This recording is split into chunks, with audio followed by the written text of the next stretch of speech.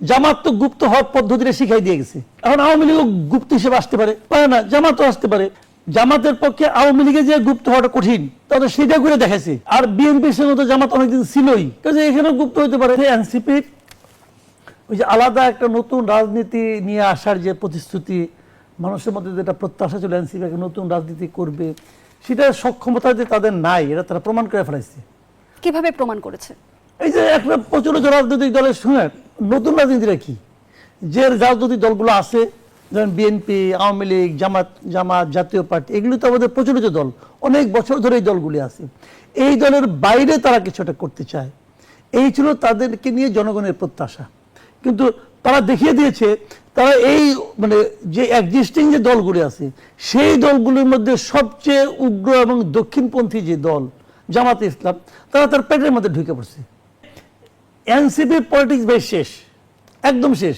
তারা আবার মুখপাত্র বানাইছে এমন এক লোককে, যে লোকটাকে ইউনিট সরকারের, আমি তো মনে করি দুর্নীতির আইকন, যেটা আর কি মনে করেন ইউনিট সরকার অনেক ভালো কাজ করছে যদি এরকম বলি, তাহলে তার একটা আইকন আছে। যেমন আমি সেটা মনে করি যে ফজল কবির খান আছে, যে ওনাকে আমি মনে করি যে he is one of the successful man, সে ভালো কিছু কাজকর্ম করছে। আবার ইউনিট সরকারের দুর্নীতির আইকনটাকে সে হলো আসিফ মাহমুদ সজীব ভুইয়া, তো তারা বানাইছে তাদের মুখপাত্র। তো কি এই দলের কোনো আগা মাথা আছে নাকি রে ভাই? ধানের শীষে যেখানে প্রার্থী আছে মানুষ, বাংলাদেশে মানুষ এখনো কিন্তু ওই মার্কা দেখেই ভোট দেয়। তো ধানের শীষই মূল প্রতিদ্বন্দ্বী হবে, এবং তারপরে যারা থাকবে তাদেরকে এদের মধ্যে মনে হয় বসিয়ে দেওয়া হবে, এবং সেটা বিএনপি মনে হয় পারবে। কারণ বিএনপির নেগোসিয়েশন যা তারা যেভাবে করে আর কি, এটা এখন পর্যন্ত ভালোই দেখছি আমি। বিশেষ করে মিরপুরের ঘটনাটা আমাকে খুব মানে করছে আর কি, একটা ধারণা দিয়েছে তারা কেমন করতে পারে নেগোসিয়েশনটা। তো তারা সেটা পারবে বলে আমার ধারণা। যদি নাও পারে, ধরেন একজন বিদ্রোহী প্রার্থী জিতে গেল, জিতার পরে সে কী করবে? সে জামাতে জয়েন করবে, আবার বিএনপিতে চলে আসবে, যেটা হয় বাংলাদেশে। কাজে আমার মনে হয় না এটা কোনো বড় কোনো সমস্যা, এটা বিএনপির জন্য বড় সমস্যা না। বিএনপির যেটা মূল চ্যালেঞ্জ, বিএনপির একটা মূল চ্যালেঞ্জ কিন্তু আছে এই কারণে, যেটা আমি পার্সোনালি মনে করি, সেটা হলো যে প্রথমত নির্বাচনের আগ পর্যন্ত চ্যালেঞ্জ, তারপর নির্বাচনের পরে আরেকটা চ্যালেঞ্জ আছে।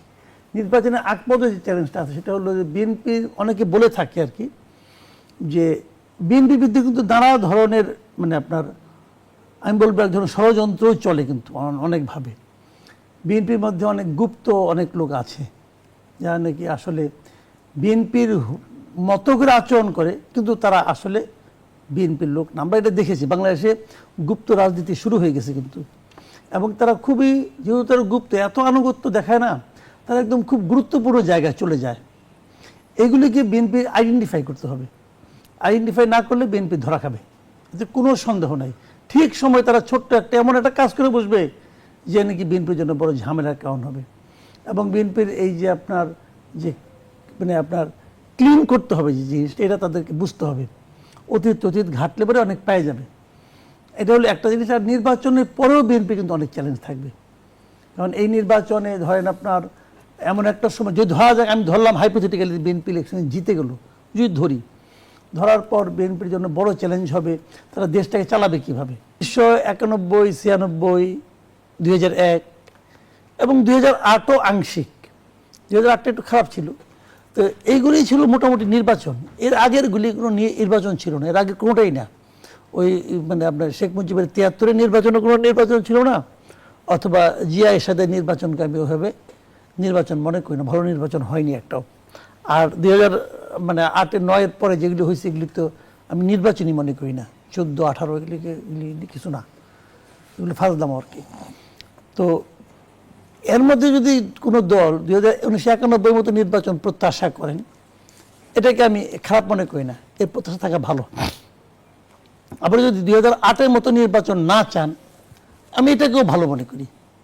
2008-এও যদিও ওই সময় অন্তর্বর্তীকালীন মানে একটা তত্ত্বাবধায়ক সরকার ছিল, কিন্তু সেই তত্ত্বাবধায়ক সরকারটা না মোরলেস মোটিভেটেড ছিল, একভাবে তারা একটা পক্ষপাত দুষ্ট ছিল, এটা আমি মনে করি। তো সে কারণে তারপরেও সেটা মোটামুটি একটা নির্বাচন ছিল, নির্বাচনের ফল হয়তো এতটা পার্থক্য না হলেও এরকমই হতো। তারপরে ওই নির্বাচন যদি কেউ না চায়, আমি এটাকে পছন্দই করব, আমি সাপোর্টই করব। আর ওই নির্বাচনগুলির মধ্যে 2001, 96 এবং 1991 যেটা, এই নির্বাচনগুলো আসলে ভালো নির্বাচনের উদাহরণ, এবং এর মধ্যে সবচেয়ে ভালো নির্বাচন আসলেই 1991 নির্বাচনটা সবচেয়ে ভালো। এখন যদি সবচেয়ে ভালো কেউ চায়, মন্দ কি? যদি একজন দুষ্ট লোকও চায়, তাই বা মন্দ কি? নির্বাচনটা তো ভালো, ওরকম নির্বাচন যদি হয় আমি তো মনে করি হতেই পারে।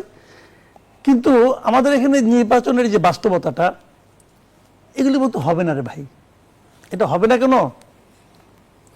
যে বাংলাদেশের রাজনীতিতে যে যাই বলুক, বাংলাদেশের রাজনীতিতে দল আসলে মূলত জনসমর্থন দিক থেকে বিচার করলে বিএনপির সঙ্গে জামাতের জনসমর্থন ভাই মিলে না।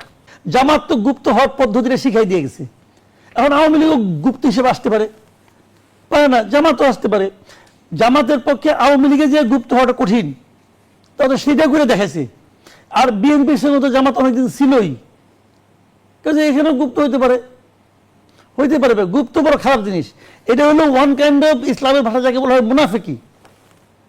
মুনাফেক বুঝেন তো? অনেক কিন্তু কাফেরা কিন্তু মুসলিমের বেশ ধারণ করে মোহাম্মদ সাল্লাল্লাহু আলাইহি ওয়াসাল্লামের সঙ্গে ছিল। ইসলামের তারা কিন্তু মুনাফেক বেসিক্যালি ভাবনিত মুসলিমের ইসলামের, কিন্তু তারা আসলে ছিল কাফের। এই যে মুনাফেক, এটা কিন্তু ভয়ঙ্কর জিনিস।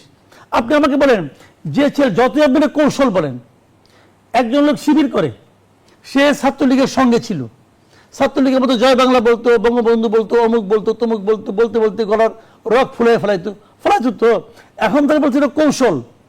এই কৌশলটাকে ইসলামের ভাষায় মুনাফেক বলা হয়, এবং মুনাফেকরা কাফেরের চেয়েও খারাপ। এই হলো ইসলামের ভাষ্য আর কি। যদি তারা ইসলাম মানে, আমি জানি না মানে কিনা, যদি মানে তাহলে কিন্তু তারা এটা ভাই ভয়ঙ্কর ভাই। আপনার কথা হলো আপনি আপনার আদর্শ নিয়ে আসেন, আপনি অন্যের আদর্শ নিয়ে ওই ভেগ ধরে তারপরে আপনি জবরদখল করবেন, এটা ভালো না, এটা ভালো না। তো এই জায়গাটা কিন্তু ভাই মানতে হবে।